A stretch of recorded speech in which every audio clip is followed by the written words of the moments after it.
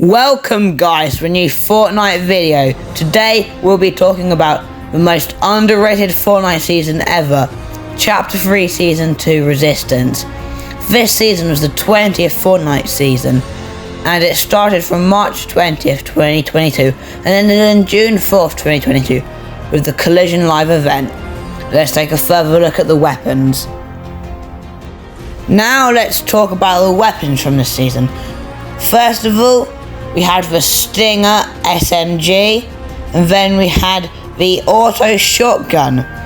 Then we also had the Shadow Tracker, the Boom Sniper, the Marksman 6-shooter, the Storm Scout, the Striker Pump, which is a good shotgun in my opinion, the Dub, the Thermal Scope, the Combat SMG, the Grenades, the Nighthawk, the Harpoon, the Revolver, the Range Rifle, the Drum Shotgun, as on screen. We also got guns like the Heavy Sniper, the Ranger Assault Rifle, the Striker Burst, the Flare Gun, the Heavy Sniper, and later on in the season we got the MK7 and the Ranger Shotgun. There were also mythic versions of these guns, which you could get by killing bosses like Gunner at Command Cavern, which gave you the mythic SMG and a key card to the vault, which had 4 supply drops in, I think. Now we also have Dr. Sloan, who was at the Fortress, who dropped the very accurate, high damaging Striker Burst Rifle with Red Dot, and Huntsmaster Saber at the Blimp at Command Cavern, who had the mythic Huntsmaster Saber thermal gun. And now let's talk about maybe the biggest addition of this season, which was the addition of the Zero build mode. At the start of the season, for 9 days, build mode was taken out of the game except for Arena, and we had Zero builds, which is a new exciting game mode where you had Tactical Sprint for the first time and Mantling for the first time. You had 50 Overshield, but most importantly, you just couldn't build.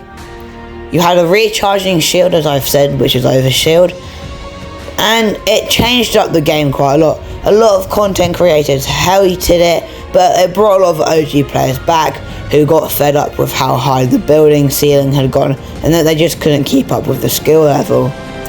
Now, to this day, about 500,000 people a day play Zero builds at least, basically if you log on at any peak time. But it's still a lot less popular than the builds mode, but it still pulls in a lot more daily players than a lot of other Battle Royale similar games do.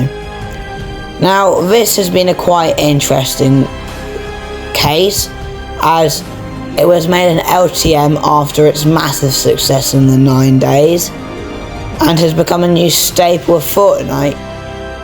And it's got its own updates and all its own stuff now, so it's made its own game really, and you can install it separately on the Epic Games Store and PC, I believe. Now let's talk about the vehicles. This season we got new vehicles like the IO Titan tank. This tank had 2,500 health and was very strong. A lot of the weapons this season were also buffed to deal with the vehicles. Heavy snipers now do 700 damage to builds and vehicles. The C4 was buffed to do 700 also to vehicles. And we got the Anvil rocket launcher, which is currently in the game in Chapter 5, which was an anti-tank or anti-vehicle lock-on missile, quite realistic to real life ones, where you have to lock onto it for a few seconds, basically like the lock-on pistol. It did 100 damage to the player, but not many people use it these days because there's no big vehicles. We also got the first drivable battle bus, which is the vehicle with the most spaces to fit people. It had 7 spaces I think, and 2 turrets, 1 anti-vehicle turret and 1 anti-infantry turret. It was the fastest vehicle in the game at the time with boost, followed by the IO car, which you can see on screen right now, which was also put in this season. We also finally got the 7 helicopter or chopper, which was a billboard funding thing which you could pay gold for, but it only came at the very end of the season. You had to pay gold to get it into the game, similar to the Boogie Bomb and the MK7 and stuff like that, as it was a vote. Now it's time to talk about the May the 4th update of this season, which was a styled update introducing skins like Kenobi from the Kenobi show, which was a mid skin. They chose the wrong edit style of him in my opinion. They should have done like a Revenge of the Sith version. We also got lightsabers back, without force abilities, just regular lightsabers, and the E11 blaster rifle. We also got camps of stormtroopers on certain roads around the map, and we had the Star Destroyer looming in the sky. We also got a few loading screens showing the IO hunting Kenobi from the Kenobi show. Now that is about it, as this was a pretty minimal May the 4th update, but now that we're talking about collabs, we'll just carry on. The tier 100 of this season was Doctor Strange, a Marvel collab. We got Prowler, Miles Morales' uncle, in this battle pass as well, which was quite a light skin and I still use it to this day. And also we got other skins like the Street Fighter Part 2 collab, which is, I just can't remember their names. So one of them looked a bit like the Hulk with like Goku hair. And that's about it for the major crossovers of this season.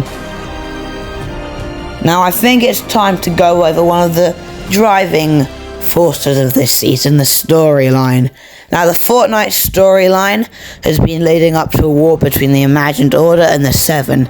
The Seven are a mysterious group that want to free the player or the looper and let them not have to fight each other anymore and have peace on the island, while the Imagined Order want to protect the 0 point and keep it in their control, unlike the Seven.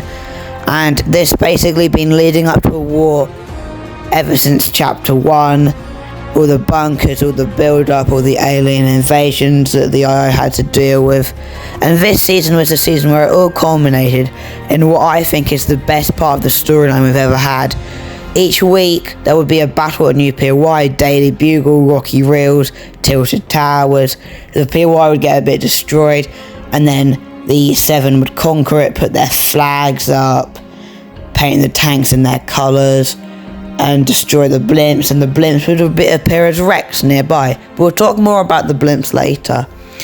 We also got the Zero War comics and the Collision live event at the end of the season, which we'll talk more about later. Now let's talk about the map. The map this season was a new and interesting map. We had blue and red lines across the map, symbolising the Seven and the IO's fight for the island. We got blimps over the map, over the places the IO controlled. We got a new place, Snap Station, which the Seven were making their battle buses at. And Command Cavern was a new location with the blimp over Covert Cavern and some more stuff on the mountain. And we also got the Fortress, which is where Dr. Slow lives, near Tilted Towers. Throughout the season, especially Tilted Towers was very destroyed in the battles. And at the end of the season we got the Collider, a massive POI which was a doomsday device reminiscent of the Chapter 2 Season 2 Midas's device. And the IO's plan was to destroy the island using that, which goes into the live event, which we'll be talking about shortly after we talk about the Battle Pass. The Battle Pass this season contains skins like Gunner, the IO Enforcer, the Origin Seven's Tactician, Suki 2.0, basically better version of the Suki skin, and other great skins like Doctor Strange and Prowler that I've already gone over in this video. Now we also had other cool stuff this season in the Battle Pass, like some cool Segway emotes and a few good gun wraps. Now let's talk about the live event. Now for the end of this review of this season, a retrospective, we have the live event, the Collision live event, one of the last good live events we've had. That's not good. Anyway, it was on June 4th or 3rd, 2022, and it featured Paradigm piloting the mech. It was the Mech 2.0, and the aim of the game was basically you have to shoot down missiles on your way to the island, and you have to destroy the tanks, the blimps, and then there's a small section at the end where you're on the floor because the mech was destroyed pretty much. and you have to fight with a Scar, the weapon, and Jonesy and the Foundation through the IO's base, killing guards, and eventually Dr. Sloan gets hit by a punch by the mech, but she's in a tank, so she's fine for some reason. So this live event was one of the last good live events in my opinion. Big Bang not being good and had a lot of server problems because I didn't get into it and I was queuing for 40 minutes. So that wasn't very good.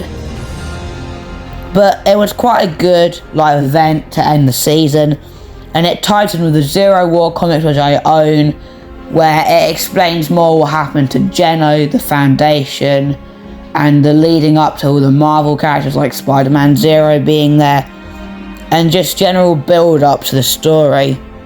That's about it for the live event. So now I'm just going to talk about my final words on this season. Overall, I think this season was one of the best we've ever had. I of course started in it, and it was a lot of fun to play, and I have a lot of very fond memories of my first games on in the morning of Saturday. It was very fun, and it just brought a lot of new information about the story, and if I'm being honest, the storyline has felt very lost ever since this season, I'd say. And I think it was the best season, or maybe second best, chapter 3. And in my opinion, chapter 3 is my favourite chapter, but the second 2 seasons weren't very good. It's only because these first 2 seasons were so good. Now, that's about it for today's video. Please like and subscribe. I hope you enjoyed.